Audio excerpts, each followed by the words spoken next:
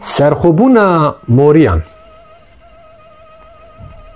هرو شیر سلیمان دیچو شهر مورستان اوی شیر نینکوش باجار لوان دکر دوش بوی کاری دخلودان جواندستن بطالان کابل هشتن شهر و سوک کشتن زار و زیر چوبوک لوان چوا بو هوار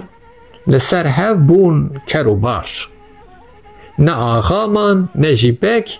توا شیورا خو کریک تف داراون یکی جیر جبوی خورا کرن میر دانه هفدو سوز و بخت جیر آنین تاج و تخت همی چون بردری وی سون داوان بو سری وی توان چپکین خو کتان بشی پیشی مورستان میری وکی اسکندر جه ایوان هات در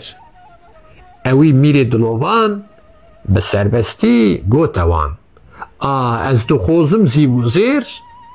دا از هرم گلیه شیر زیبو زیر و دلوجان دانه چو جم سلطان بوان لنگی خوین هور بری خدا ریا دور بله میری قبطلجیر دانه جم خو چند وزیر گه فرین و گه مشین تا گهان فلسطین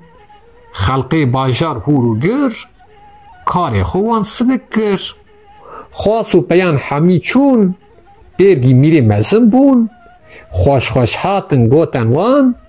لعیوان بو میوان هر دو میران شب و رو به هفرا کرن گفت و گو ای شاه سر بزیر از هاتم گلیه شیر دویت وی دالقینی دولا مجه بستینی سلیمان کسچی هو برسک نخوش دایرو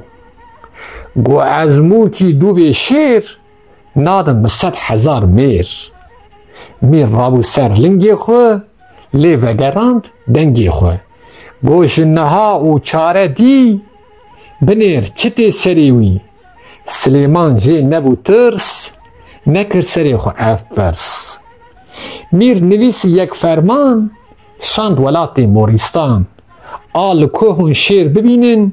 چاوی ویزو درینن شیر مزن پرقلاو جه ایواردا کتا خو موری رابون وکا میر کتن پوزو گوه شیر ساری قربلک نابا روژه بو کلک حد گوتا سلیمان که او شیر درگوان گره داوت بیکنی حد گوتی هزبنی او شیر پر هنرمند ایرو سیرو بوی زند موری تفدا بونه یک کشتن شیر چابلک آریکاری یکیتی